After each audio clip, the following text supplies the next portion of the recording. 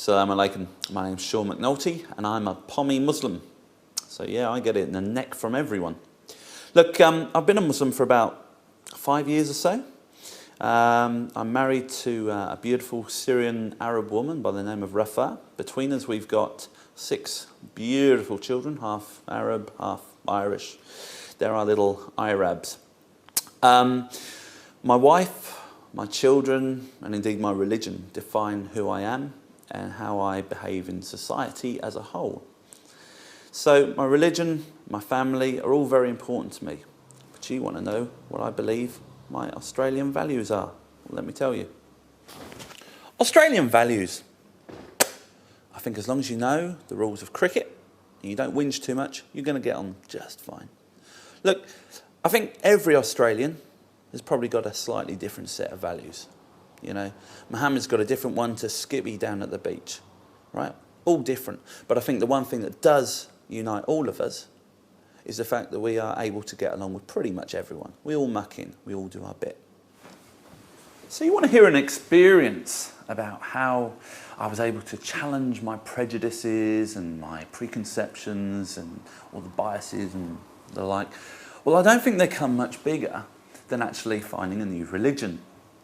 My knowledge of Islam as a non-practicing Catholic, up until only a few years ago, was virtually nil. For many years, due to an unfortunate typo in a Ripley's book of Did You Know, I believed that Muslims actually worshipped a fellow called Alan instead of Allah, which is all rather embarrassing to admit now, but clearly this one isn't going to air. I actually found Islam for myself, an Islam that's different to the Islam you see on TV, you know, with the bombs and the people being led off in handcuffs and the huge beards. There is more to Islam than beards, bombs and handcuffs, let me assure you. And I actually found that in Damascus. It was Damascus. I had a road to Damascus moment, but unlike St. Paul, I actually found it just outside a mosque in the city centre. And yeah, I got there first thing in the morning as a tourist, as a backpacker. And the whole day just passed in the blink of an eye. I saw these men coming and going all day long, you know, as they had been for like, you know, over 1,000 years. And there was something that just didn't quite marry up with the media image that I had of Islam.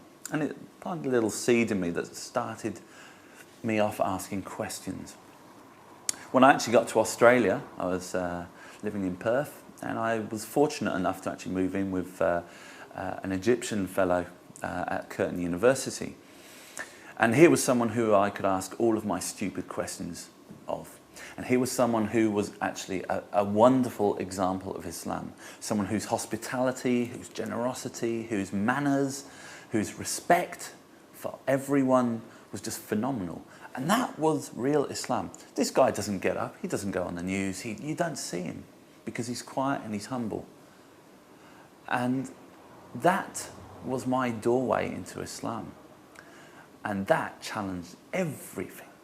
Everything I held as a Westerner, as a non-Muslim, was taken on by Islam and everything. Islam is a very prescriptive religion. It has answers to absolutely everything. And I'm not trying to convert you, but I am encouraging you to find out more. And God willing, you will find out more. But our job isn't to push it on you. Our job is to only answer questions that are asked of us, not to give questions, no, we give questions. Not to give answers to questions that are unasked. Anyway, that's enough from me. Like I say, Irish Pom, getting on, big family, not much to me.